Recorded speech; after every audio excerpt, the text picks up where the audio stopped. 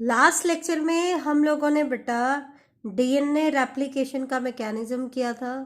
मैंने आपको इलोंगेशन का डायग्राम भी दिखाया था डीएनए रेप्लिकेशन का एनसीईआरटी वाला, और मैंने आपको कुछ डायग्राम्स दिए थे और मैंने कहा था इनमें से कौन से स्ट्रैंड पे कॉन्टिन्यूस सिंथेसिस होती है और कौन से पर डिसकंटिन्यूस सिंथेसिस होती है, ये आपको बताना था।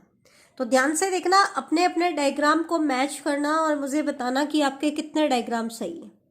सबसे पहला डायग्राम हम देखते हैं, ये वाला। फर्स्ट डायग्राम में मैंने सबसे पहली चीज आपको क्या बताई थी कि पोलैरिटी हम किधर से रीड करेंगे, ओपन एंड से। मतलब रेप्लिकेशन वाला जो एंड होता है जहाँ पे रेप्लिकेशन फोर्क बनती है, तो ये वाले एंड इनसे यहां से हमें पोलैरिटी लेनी है। दैट मीन्स लेफ्ट हैंड वाले स्ट्रैंड की पोलैरिटी क्या है, 5 प्राइम टू 3 प्राइम, और राइट हैंड वाले की पोलैरिटी क्या है, 3 प्राइम टू 5 प्राइम। तो सबसे पहली चीज, जिस स्ट्रैंड की पोलैरिटी 3 प्राइम टू 5 प्राइम है उसमें कॉन्टिन्यूस सिंथेसिस होगा। सबसे पहली चीज तो आप ये मेंशन करो कि इसके ऊपर क्या होगा, कॉन्टिन्यूस सिंथेसिस। और जिस स्ट्रैंड की पोलैरिटी 5 प्राइम टू 3 प्राइम होगी उसके ऊपर डिसकंटिन्यूस सिंथेसिस होगा।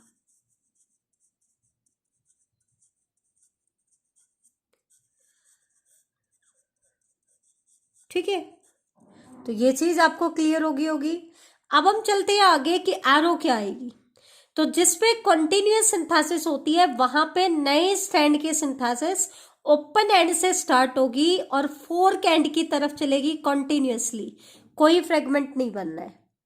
और जिस स्ट्रैंड पे डिसकंटिन्यूअस सिंथेसिस हो रही है उसमें सिंथेसिस स्टार्ट होगी फोर्क एंड से और उसमें बनेंगे बेटा फ्रेगमेंट। क्या बनेंगे, फ्रेगमेंट। ठीक है, ये चीज आप ध्यान रखना, क्योंकि नए स्ट्रैंड की सिंथेसिस जो होती है वो हमेशा 5 प्राइम टू 3 प्राइम डायरेक्शन में होती है। तो यहाँ पे ये फ्रेगमेंट के ग्रोथ की डायरेक्शन भी क्या है, 5 prime to 3 prime. As continuous strand की भी पोलैरिटी क्या है, 5 प्राइम टू 3 प्राइम। हालांकि इसमें क्या होता है, फर्स्ट नंबर पे ये वाला फ्रेगमेंट बनता है, सेकंड नंबर पे ये, और थर्ड नंबर पे ये। तो लैगिंग स्ट्रैंड के डायरेक्शन ऑफ ग्रोथ अगर हम देखें तो वो होगी 3 प्राइम टू 5 प्राइम। क्या होगी बेटा, 3 प्राइम टू 5 प्राइम। तो पहले डायग्राम में तो ये चीज हो जाएगी। ठीक है, दूसरे डायग्राम में देखो, ध्यान से देखना, बहुत इंपॉर्टेंट चीज है। इस केस में क्या है, आपका फोर्क बना है राइट एंड पे, तो आपको पोलैरिटी किधर से लेनी है, राइट एंड से। तो आपको पता है ऊपर वाले स्ट्रैंड की पोलैरिटी होगी 5 प्राइम टू 3 प्राइम, नीचे वाले स्ट्रैंड की पोलैरिटी होगी 3 प्राइम टू 5 प्राइम। तो सबसे पहली चीज मैंने क्या बताई थी, जिस स्ट्रैंड की पोलैरिटी 3 प्राइम टू 5 प्राइम है उसके ऊपर क्या होगी, कॉन्टिन्यूअस सिंथेसिस। और जिस स्ट्रैंड की पोलैरिटी 5 प्राइम टू 3 प्राइम है उसके ऊपर क्या होगी बेटा, डिसकंटिन्यूअस सिंथेसिस।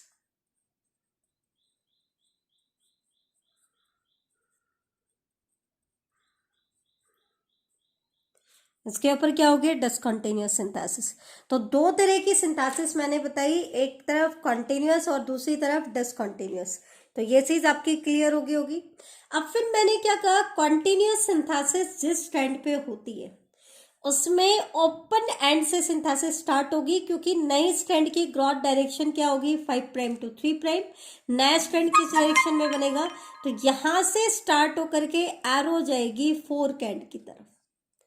जबकि दूसरे में क्योंकि इस तरफ 5 प्राइम एंड है तो नए स्ट्रैंड का 5 प्राइम एंड फ्रेगमेंट का इधर होगा। तो पहले ये वाला फ्रेगमेंट बना 5 प्राइम टू 3 प्राइम डायरेक्शन में, फिर अगला फ्रेगमेंट बनेगा 5 प्राइम टू 3 प्राइम डायरेक्शन में, फिर अगला फ्रेगमेंट बनेगा 5 प्राइम टू 3 प्राइम डायरेक्शन में। लेकिन इसमें भी क्या है, सबसे पहले ये वाला फ्रेगमेंट बना है, फिर ये वाला फ्रेगमेंट बना है, और फिर ये वाला फ्रेगमेंट बना है। जैसे जैसे डीएनए ओपन होता जाएगा फिर फोर्थ सेगमेंट, फिर फिफ्थ सेगमेंट, ऐसे बनते जाएंगे। तो इस डायग्राम में इस तरीके से आपको कंटिन्यूअस और डिसकंटिन्यूअस को मेंशन करना है। नेक्स्ट डायग्राम में आ जाओ, बिल्कुल सिंपल है, कुछ नहीं है, जो मैंने रूल आपको बताया है सिर्फ वही आपको फॉलो करने हैं। इसमें भी आपकी फोर्क है लेफ्ट हैंड में, तो दैट मीन्स पोलैरिटी आप किधर से मेजर करोगे, लेफ्ट हैंड की तरफ से। तो ऊपर वाले स्ट्रैंड की पोलैरिटी क्या है, 3 प्राइम टू 5 प्राइम, और नीचे वाले स्ट्रैंड की पोलैरिटी क्या है, 5 प्राइम टू 3 प्राइम। तो हमने क्या कहा था, जिस स्ट्रैंड की पोलैरिटी 3 प्राइम टू 5 प्राइम है उसके ऊपर क्या होगी, कॉन्टिन्यूअस सिंथेसिस, और जिस स्ट्रैंड की पोलैरिटी 5 प्राइम टू 3 प्राइम है उसके ऊपर क्या होगी, डिसकंटिन्यूअस सिंथेसिस।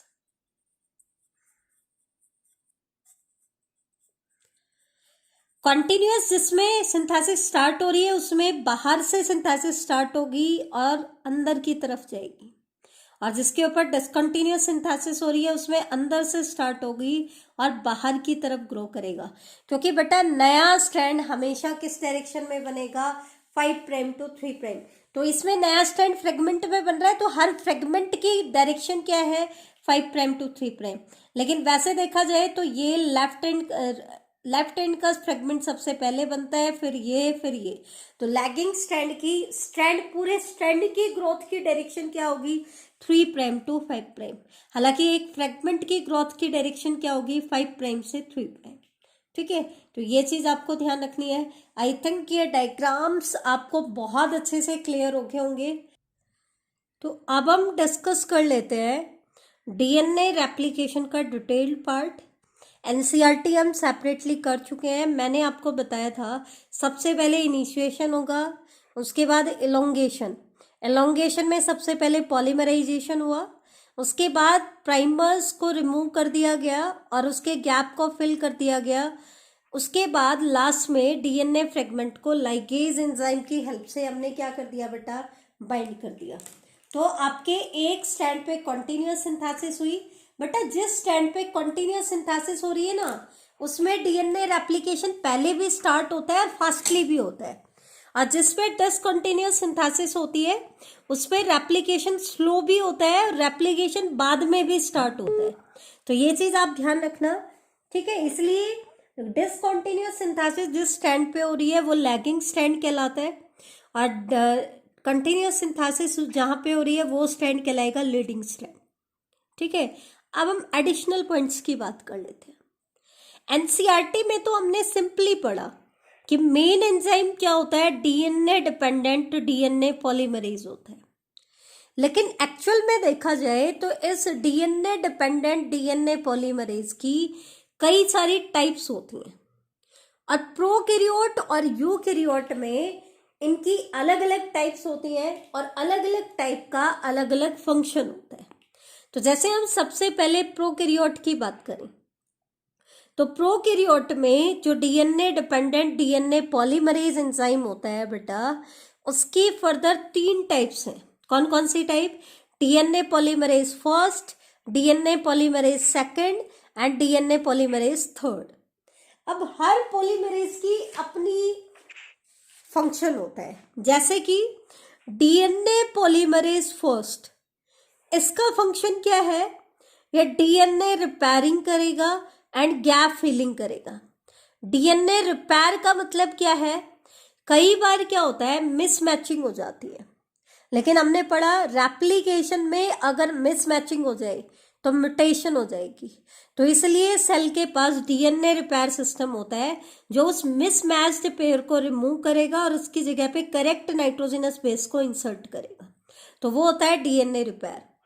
और गैप फिलिंग मतलब हमने प्राइमर को रिमूव किया था, तो प्राइमर को रिमूव करने के बाद जो गैप बचता है उस गैप को फिल कौन करेगा, आपका डीएनए पॉलीमरेज फर्स्ट। तो ध्यान से सुना, डीएनए पॉलीमरेज फर्स्ट क्या करता है, डीएनए रिपेयरिंग करता है एंड गैप फिलिंग करता है। ये इंपॉर्टेंट पॉइंट है, ध्यान से देखना। अब सबसे इंपॉर्टेंट पॉइंट क्या है डिटेल में अगर हम चलें, it is unique in having both 3 prime to 5 prime and 5 prime to 3 prime exonuclease activity. अब इसके लिए मैं सबसे पहले आपको बता देती हूँ एक्सोन्यूक्लियेज क्या होता है। तो ये चीज आप देख लो ताकि आपको समझ में आ जाए।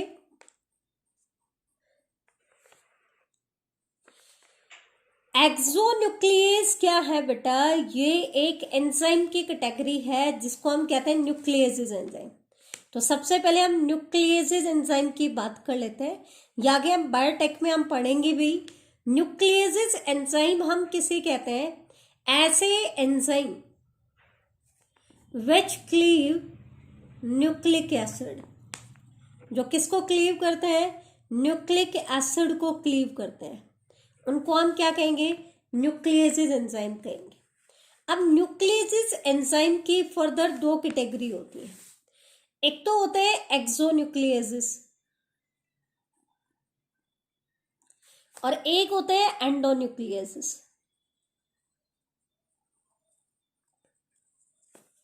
अब ये क्या होती है ये मैं आपको बता देती हूँ। मान लो उसके लिए मैं आपको न्यूक्लिक एसिड की चेन दिखा रही हूँ। न्यूक्लिक एसिड में क्या होता है? न्यूक्लियोटाइड्स आपस में अटैच होते हैं, मल्टीपल न्यूक्लियोटाइड्स आपस में अटैच होते हैं। ठीक है, ये बहुत सारे न्यूक्लियोटाइड हमारे पास अटैच है।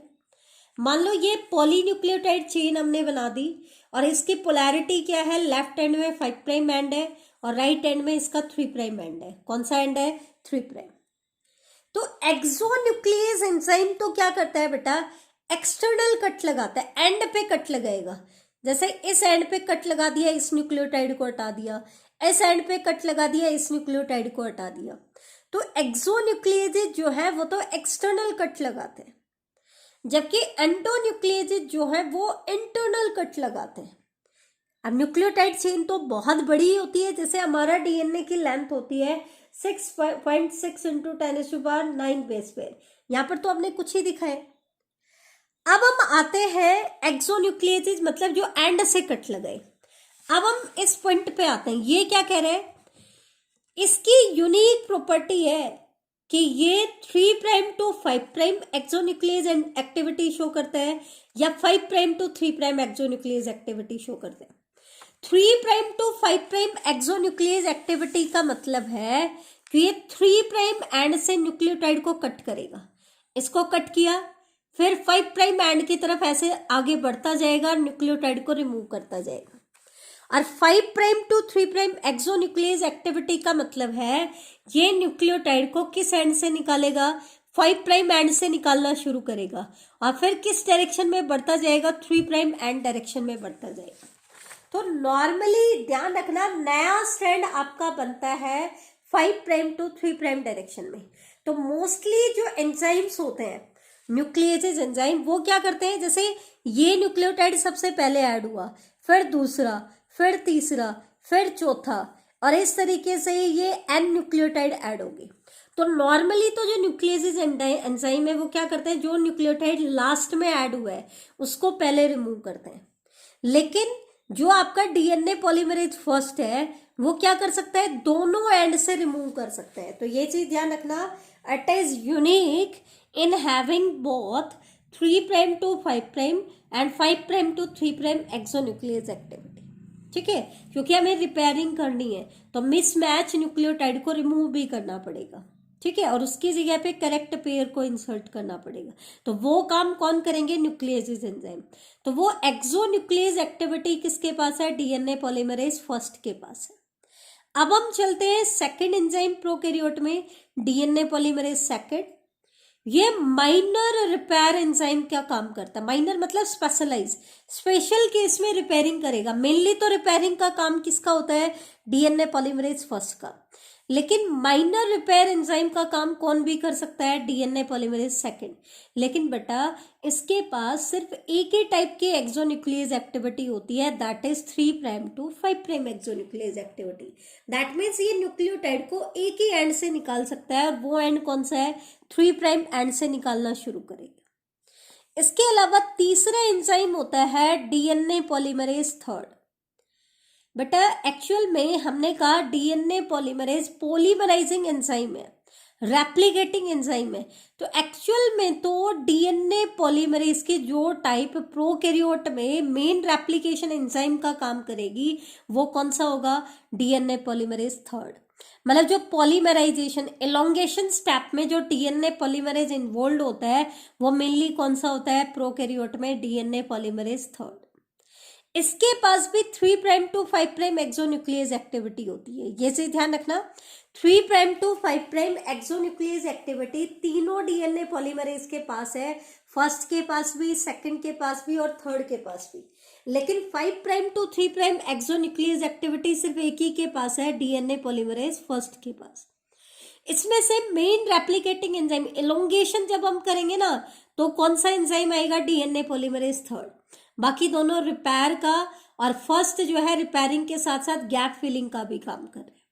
एक चीज और ध्यान रखना, DNA polymerase second can also replicate DNA if the template is damaged.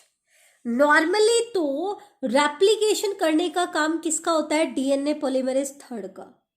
लेकिन बाई चांस न्यूक्लियस एंजाइम की वजह से अगर डीएनए के टेम्पलेट डैमेज हो जाए या किसी और रीजन से डीएनए के टेम्पलेट डैमेज हो जाती है तो उस केस में पॉलीमराइजेशन थर्ड नहीं कर सकता, उस केस में कौन कर सकता है, सेकंड।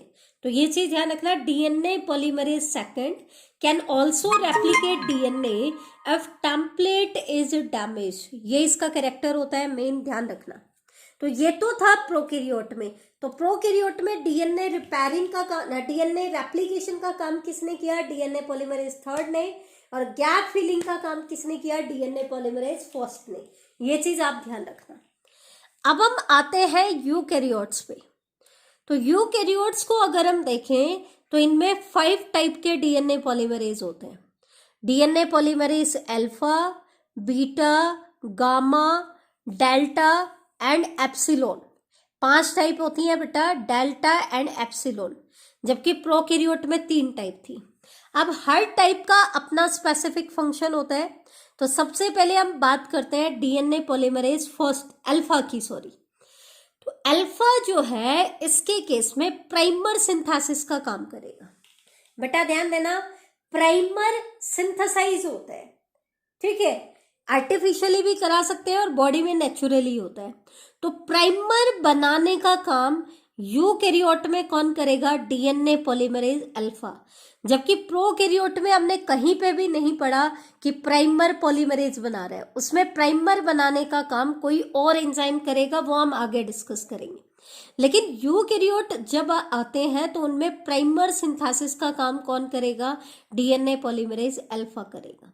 इसलिए क्योंकि ये प्राइमर बना रहा है तो डीएनए पॉलीमरेज अल्फा किस लिए चाहिए, रेप्लिकेशन इनिशिएशन के लिए चाहिए। इसके बाद सेकंड आता है DNA polymerase beta. DNA polymerase beta DNA polymerase first की तरह एक्ट करेगा, रिपेयरिंग कराएगा। क्या कराएगा बेटा, रिपेयरिंग कराएगा।